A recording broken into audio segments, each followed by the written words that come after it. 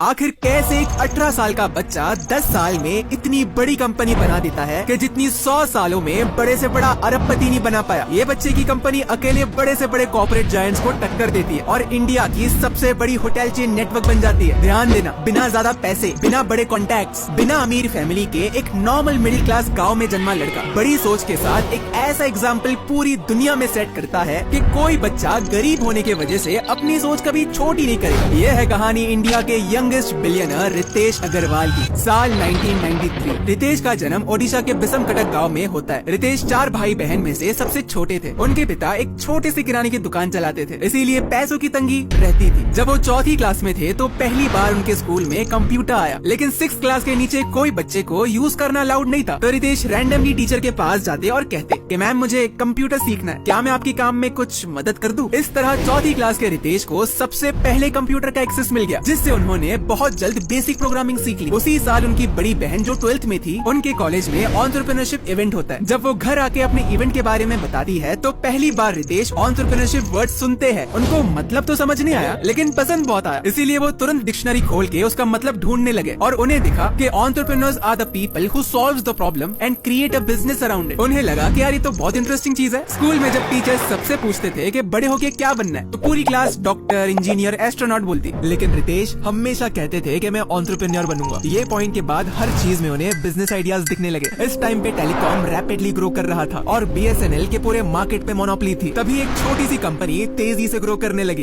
Airtel. Ritesh ने उनके summer vacations के फ्री टाइम में सिम कार्ड्स बेचा। जिस भी दुकानदार को वो सिम कार्ड्स बेचते थे, उनकी दुकान में वो एयरटेल के साइनेजेस भी लगाते। यही सही उनको फ्यूचर में ओयो के बड़े साइनेजेस लगाने का आइडिया आता है। इवेंचुअली रितेश 10th पास करते हैं। अब उनके माँ बाप चाहते थे कि उनका बेटा डॉक्टर, इंजीनियर बन जाए, बढ़िया सी नौकरी लग जाए और लाइफ सेट। लेकिन रितेश की सोच बड़ी थी, मगर फिलहाल माँ बाप की सुननी ही पड़ी, इसीलिए इंजीनियरिंग करने के लिए वो कोटा आ गए। और जब उन्होंने कोटा का माहौल देखा कि कैसे बच्चे पूरा पूरा दिन रात रात भर बस पढ़ते ही रहते, उन्होंने सोच लिया कि ये मेरे बस का तो नहीं है। तो अब उनके पास सिर्फ एक ही रास्ता है, एंटरप्रेन्योरशिप का। इसीलिए वो हर हफ्ते बिना फैमिली को बताए चुपचाप दिल्ली जाते थे ताकि वो एंटरप्रेन्योरशिप समिट अटेंड कर पाए। वहाँ से उनकी बेसिक अंडरस्टैंडिंग डेवलप होना शुरू हुआ कि एंटरप्रेन्योरशिप होता क्या है और वो करते क्या है। इसी टाइम में रितेश इंटर्नशिप भी करने लगे ताकि वो ट्रेवलिंग कर पाए। अब पैसे कम रहते तो वो जहाँ जाते वहाँ के होटल्स को ईमेल लिखते कि क्या आप मुझे अपने होटल में फ्री में रुकने दोगे, मैं एक दिन होटल इंडस्ट्री में बहुत बड़ी प्रॉब्लम सॉल्व करने वाला हूँ। अब ऑब्वियसली बहुतों ने मना कर दिया और कुछ ने डिस्काउंट्स दिया और कुछ ने फ्री में रूम भी दिया। ऐसे करते करते बहुत ही कम पैसों में ये छोटा बच्चा 100 जगह घूम लेता है और टोटल 200 होटल रूमों में भी रह लेता है। अब दिक्कत ये है कि इन सब चक्करों में पढ़ाई छूट जाती तो घर वालों को बुरा ना लगे, वो लग करके पढ़ाई भी करते ताकि अच्छे मार्क्स आ जाए। जब वो दिल्ली आना जाना करते हैं तो उन्होंने नोटिस किया कि बहुत सारे घरों में 1-2 कमरे ऐसे ही पड़े रहते थे और होम ओनर्स चाहते थे कि यार खाली कमरे धूल खाए, इससे अच्छा किसी को रेंट पे दे दे, साफ सफाई तो रहेगी ही और पैसे भी आ जाएंगे। ऊपर से दिल्ली में टूरिस्ट बहुत सारे आते हैं तो उन्हें भी सस्ते दाम में अच्छे कमरे मिल जाएंगे। तो डिमांड कमरों की बहुत थी और सप्लाई भी ढेर सारी है, लेकिन किसी के पास कोई प्लेटफॉर्म था ही नहीं जो ये गैप को भर पाए। ये प्रॉब्लम रितेश बहुत बारीकी से ऑब्जर्व कर चुके थे। उन्होंने सोचा कि यार कोडिंग तो मैं कर लेता हूँ, तो क्यों ना एक ऐसी वेबसाइट बनाऊं जहाँ घर वाले अपने कमरे लिस्ट कर पाए और घूमने वाले अपने कमरे बुक कर पाए। ये आइडिया को एग्जीक्यूट करके उन्होंने शुरू किया ओरेवल। दिन रात वो अपने स्टार्टअप में काम करने लगे। मार्केट को और अच्छे से समझने के लिए उन्होंने पूरा नॉर्थ इंडिया घूमा, अलग अलग होटल्स में रुक के अच्छे से ऑब्जर्व करने लगे। छोटी छोटी प्रॉब्लम्स को नोटिस करके सोचने लगे कि मैं अपने स्टार्टअप में इसको सॉल्व कैसे कर सकता हूँ। इन सब में 3 महीने निकल जाते हैं और कॉलेज शुरू हो जाता है। रितेश अब बहुत बड़ी कंफ्यूजन है, कॉलेज किया तो स्टार्टअप खत्म, स्टार्टअप किया तो पढ़ाई खत्म, ऊपर से घर वाले गुस्सा करेंगे।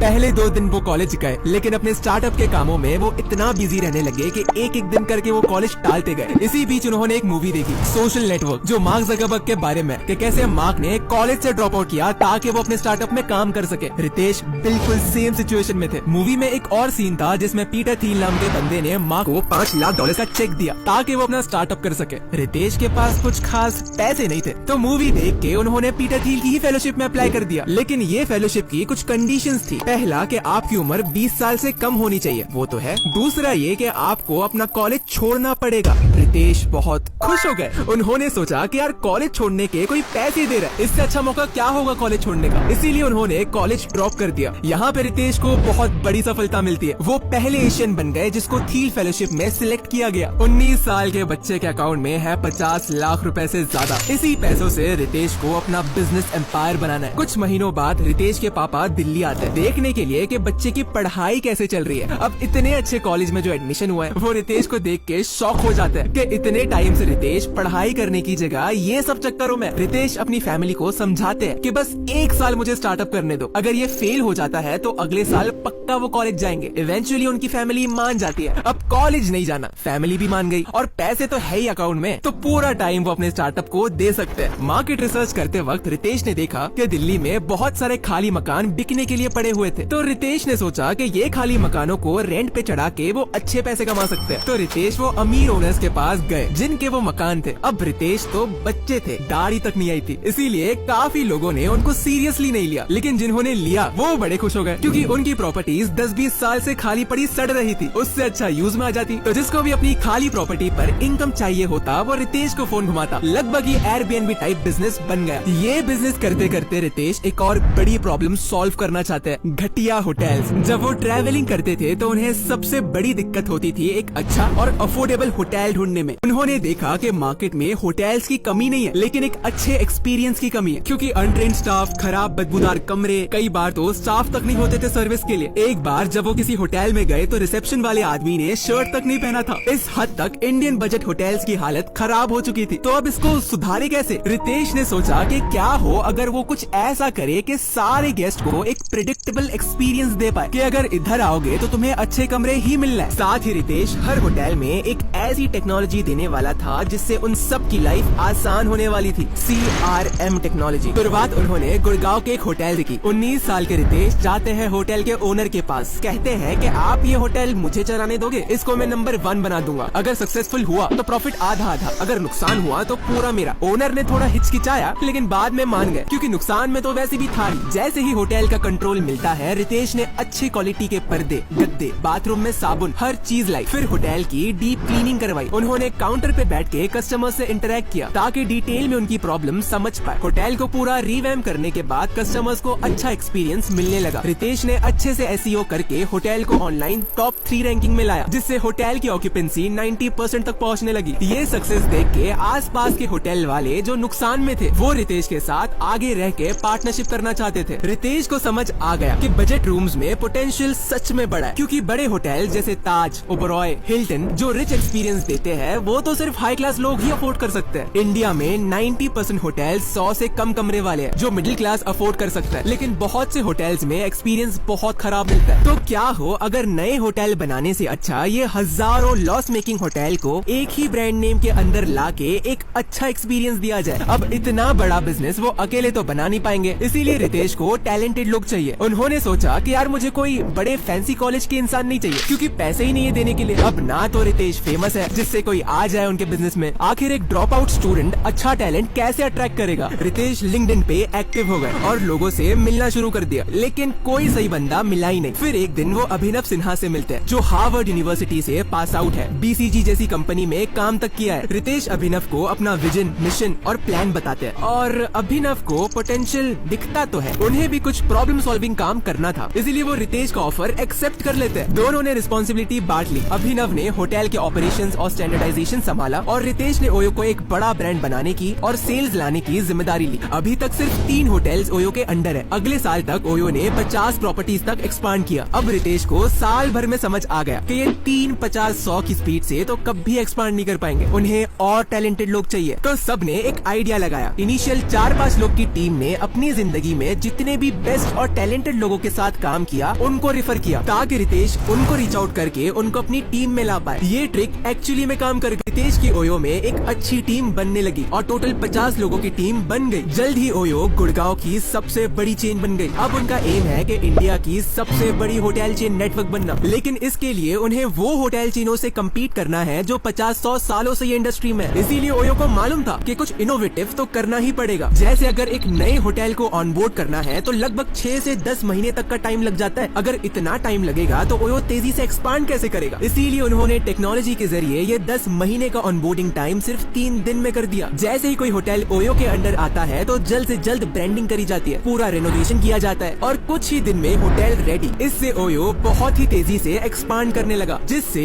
कुछ लोगों को ओयो की सक्सेस गले से नहीं उतर रही थी। वो थे रियल एस्टेट वाले, क्योंकि उनका धंधा अब खतरे में था। इसीलिए वो रितेश को जान से मारने की धमकी देने लगे, लेकिन रितेश डरे नहीं। ओयो को देख के बहुत सारे छोटे मोटे स्टार्टअप सीधा ओयो की कॉपी करने लगे। इसको काउंटर करने के लिए ओयो ने और भी तेजी से पूरे इंडिया में एक्सपांड करना शुरू कर दिया। जैसे एक दिन रितेश अपने एम्प्लॉइज को बुलाते हैं और पूछते हैं कि दिल्ली में कितने होटल्स एक महीने में ऑनबोर्ड हो सकते हैं। एम्प्लॉइज ने कहा कि हो जाएंगे 30-35, लेकिन रितेश ने कहा कि उनके पास एक तरीका है जिससे 100 होटल आराम से ऑनबोर्ड हो जाएंगे। सब शॉक हो गए। रितेश ने दिल्ली को 7 क्लस्टर्स में डिवाइड कर दिया। कहा कि पहले दिन डॉक्यूमेंटेशन होगा, दूसरे दिन ऑडिट होगा कि होटल में क्या क्या सामान लगेगा और तीसरे दिन होटल रेनोवेट करके चौथे दिन लाइव कर दिया जाएगा। ये तरीके से उन्होंने एक महीने में रिकॉर्ड हाई 130 होटल ऑनबोर्ड कर लिया। उनकी स्ट्रेटेजी काम करने लगी। इससे उन्होंने कुछ ही टाइम में 5000 होटल से टाई अप कर लिया। 2016 आते आते ओयो इंडिया की one of the biggest hotel चेनों में आने लगा। ओयो अपने पीक पे पहुंच गया, लेकिन अब उनके सामने ढेर सारी दिक्कतें आने लगी। ओयो के रैपिड एक्सपांशन से बहुत सारी इरेगुलरिटीज आती है। जो प्रॉमिस ओयो कर रहा था वो पूरा नहीं कर पा रहा था। जैसे क्लीन वॉशरूम्स,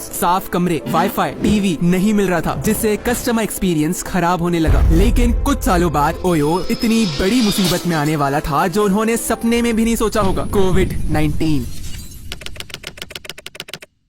लॉकडाउन के वजह से ओयो के रेवेन्यूज आधे से भी कम हो जाते हैं। ओयो ये बुरे टाइम से डट के लड़ता है। उन्होंने सारे होटल्स में सैनिटाइजेशन बढ़ा दिया और मिनिमल टच एक्सपीरियंस देना शुरू किया। उन्होंने 2000 से ज्यादा रूम्स पर हेवी डिस्काउंट दिया ताकि लॉकडाउन के टाइम पे जरूरतमंद लोग और हेल्थ केयर वर्कर्स को जगह मिल पाए। जैसे जैसे कोविड का टाइम निकलता है, ट्रैवल और होटल इंडस्ट्री रिवाइव होने लगता है। ये वही कोविड था जिसने कई स्टार्टअप्स और हजारों लाखों बिजनेसेस को बंद होने पर मजबूर कर दिया। लेकिन ओयो की लीडरशिप ने कोविड का डायरेक्ट हिट खाने के बाद भी पूरी हिम्मत से सर्वाइव किया। गाइज, ये सक्सेस स्टोरी एक सबूत है कि अगर तुम्हें कामयाब बनना है तो नहीं फर्क पड़ता कि तुम गांव में हो या शहर में, तुम्हारे पापा अमीर है या गरीब, क्योंकि अगर बड़ा सोचोगे तो खुद का रास्ता बना ही लोगे। हाँ, वो रास्ता बहुत मुश्किल होगा लेकिन नामुमकिन नहीं होगा। कुछ ऐसा ही कमबैक मार्वल करता है जब वो पूरी तरीके से कर्ज में डूब जाता है।